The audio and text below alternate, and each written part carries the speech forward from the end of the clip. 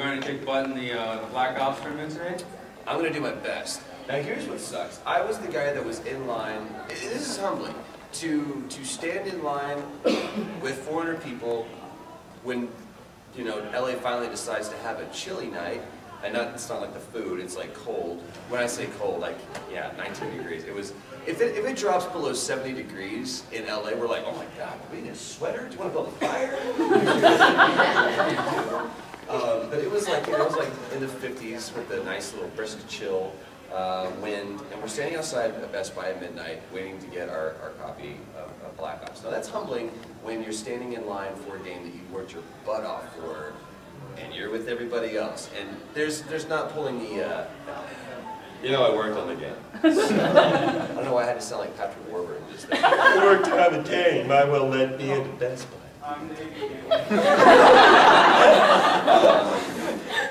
So I get my copy, and I played it. I had to get up at like 6:30 in the morning, so I played it for like an hour, and then I played it just, it's been like shooting for like 12 to 14 hours. So I've played a couple of hours. I haven't played the campaign at all yet because I want to like just dive into that and invest in it. But the wager matches I'm really liking. Like one in the chamber. Is it, who's played Black Ops so far? One? Really? You have? Okay. But are you a first-person shooter to begin with? Everyone's just starting on the zombie level, I'm saying. Because it used to be just like nobody played the campaign level, they just played multiplayer. Now that they actually, when you start up, it's like campaign, multiplayer, or zombies. You know, zombies. Did you watch Walking Dead yet? I'm trying to find somebody who's watched this because I'm trying to see. What'd you think? I love it. Did you? Yeah. I've just seen the first episode. I don't know what episode I caught. I've been having insomnia. I was up at like 3 a.m.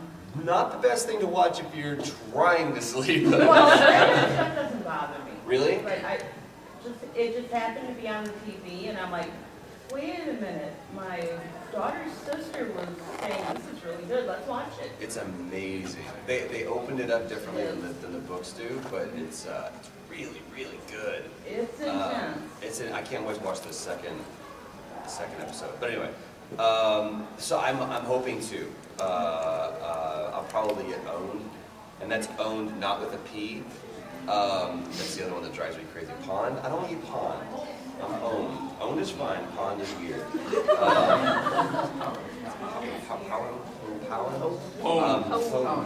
Pwn? Yeah. Is that the proper nomenclature for it? Is pwn?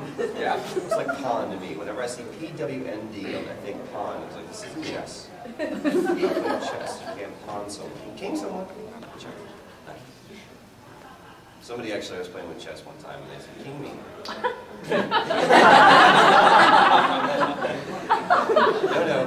No. Doesn't work. Oh, Dad. So what do you have? What else? Questions? What was it like working on Soul and Hilarious. Zach Bolton, not Michael Bolton. Zach Bolton.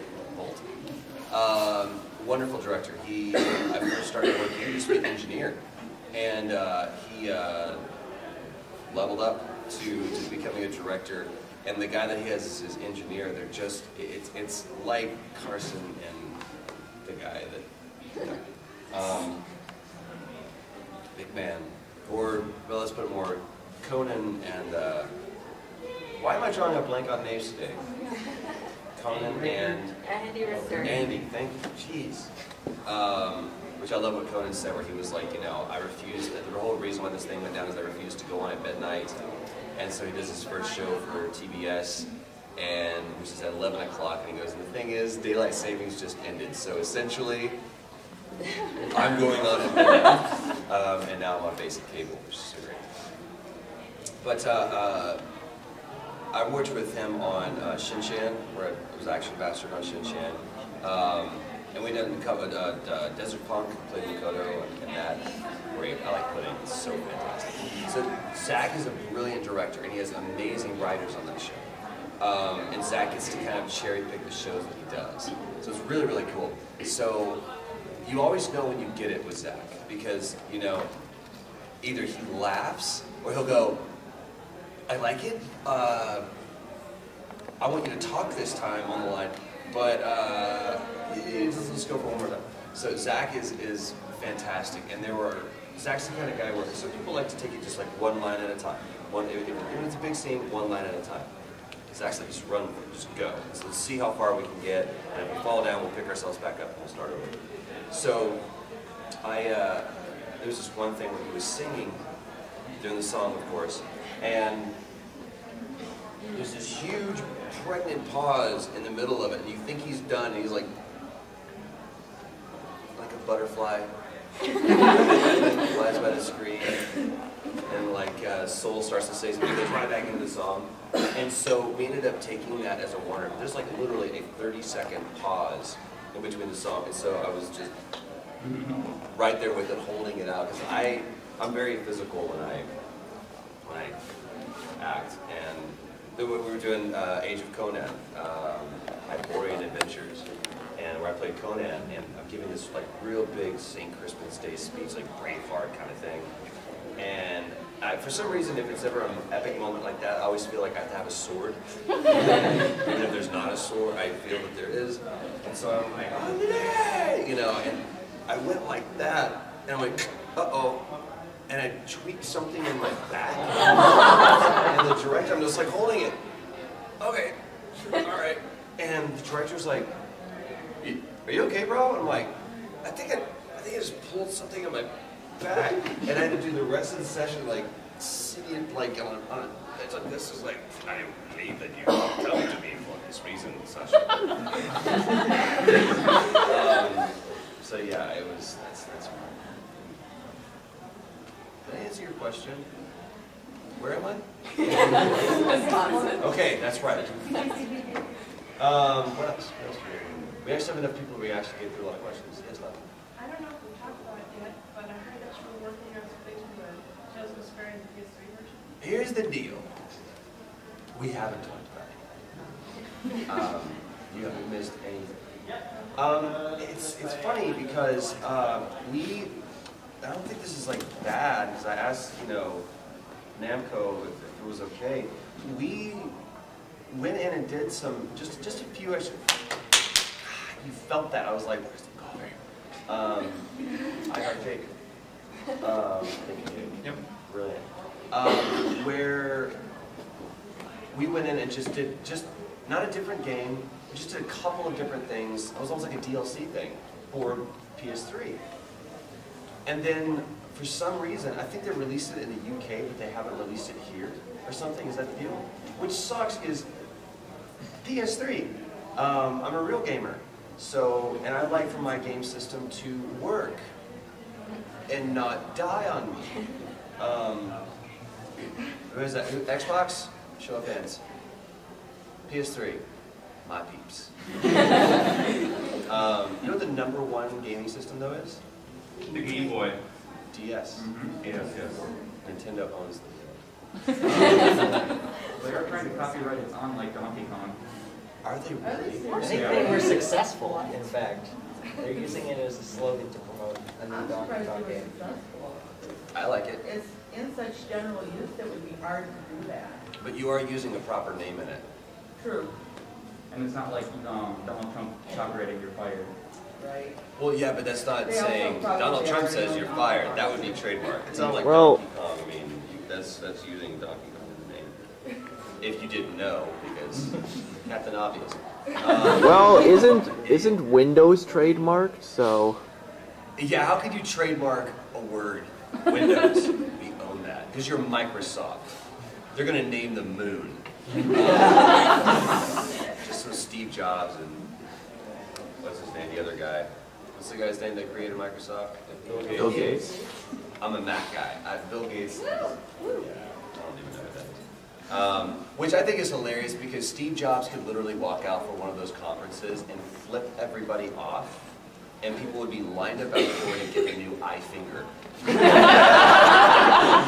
would be one of them. I wonder what it does. I bet it's better than mine. I mean, this is. See what it is, dude. You can turn it. I'm sure it's got a camera somewhere. It's so great. I was so addicted to my Apple TV that I got one in like June, And then in July, I went to Tokyo for like 6 weeks to go work on this game. And I was so addicted that I actually had to go buy another Apple TV while I was in Tokyo just because it's awesome. I don't have like cable. I have iTunes, Netflix, and Hulu. If I watch anything, so I have the Apple TV, which gives me all of that, and I sleep with it at night because it's so cute. Nobody loves me like you do. And it looks at me and goes, yeah, it's just a beautiful moment for you too. So I don't know what the deal is. I don't know if they're going to ever release it. If there's a licensing issue.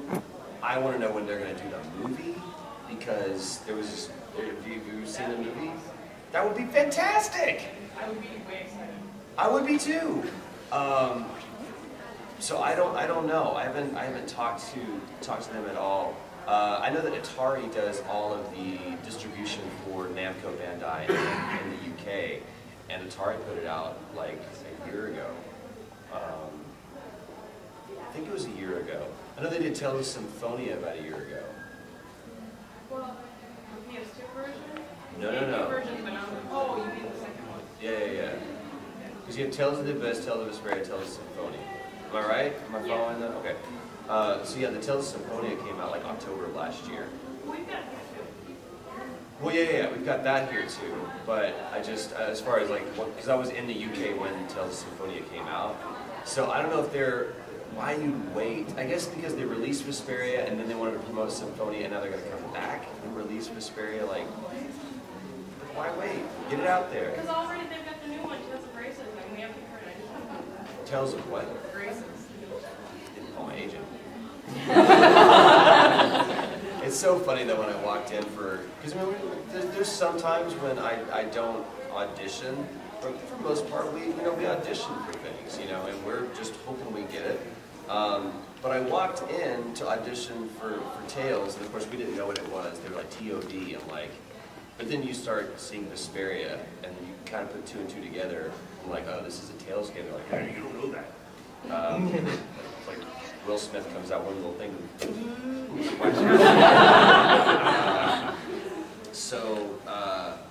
But I read the character's name, and I thought it was a joke, because it's Yuri Lowen, which sounds pretty similar to Yuri Lowenthal.